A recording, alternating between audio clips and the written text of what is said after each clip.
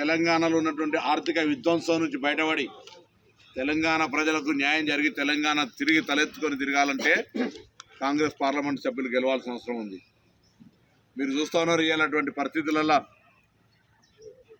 తెలంగాణకు సంబంధించి ఎవరు కూడా భారతీయ జనతా పార్టీ కానీ టీఆర్ఎస్ కానీ భారతీయ జనతా పార్టీతో ఒక అడుగు ముందుకేసి ఇవాళ ఇక్కడ భారతీయ జనతా పార్టీ అభ్యర్థిని సూటిగా అడుగుతా ఉన్నాను. టీఆర్ఎస్ ఎంపీ ఏమాత్రం తెలంగాణ రక్తం నీలో ప్రవహించిన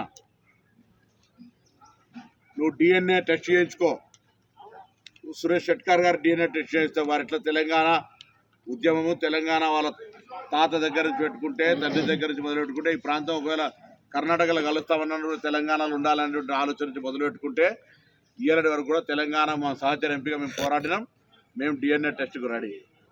ఇదే ఇయ్యాలటి బీజేపీ అభ్యర్థి ఆనాడు టీఆర్ఎస్ ఎంపీ పార్లమెంటు సాక్షిగా నరేంద్ర మోడీ గారు తెలంగాణ విభజన విధానాన్ని వ్యతిరేకిస్తూ తల్లిని చంపి బిడ్డను తీసుకుపోయినటువంటి మాట చెప్పి దొంగతనంగా తలుపులేసి తెచ్చుకున్నారని తెలంగాణ ఇవ్వడాన్ని కించపరిచే విధంగా పార్లమెంటు సాక్షిగా మాట్లాడితే అచేతనంగా నిలుచున్నటువంటి పార్లమెంటు సభ్యుడినే.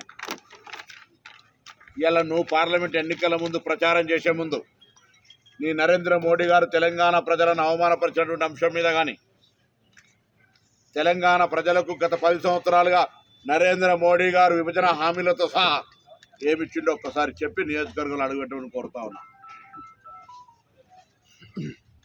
ఒకనాడు నువ్వు అధికారంలో ఉన్న టీఆర్ఎస్ పార్టీ కావచ్చు, ఇవాళ నువ్వు పోటీ చేస్తున్న పార్టీ కావచ్చు, ఢిల్లీలో దోస్తీ గల్లీలో కుస్తీగా చేసుకొని అన్ని రకాల బిల్లులకు సహకరించుకొని తెలంగాణ ప్రజల నోట్ల మన్ను కొట్టి ఇవాళ మళ్ళీ రాజకీయ డ్రామా తిరగలేపుతూ ఉన్నటువంటి పరిస్థితి స్పష్టంగా కనబడతా ఉంది. అందుకే ప్రజలు ఆలోచన చేయాల్సిన అవసరం ఉంది. ఇలా ఇంకో టీఆర్ఎస్ అభ్యర్థి ప్రాంతానికి సంబంధమే లేదు. ఈ ప్రాంత ప్రజల అంశాలు టోపోగ్రఫీ కూడా తెలియదు.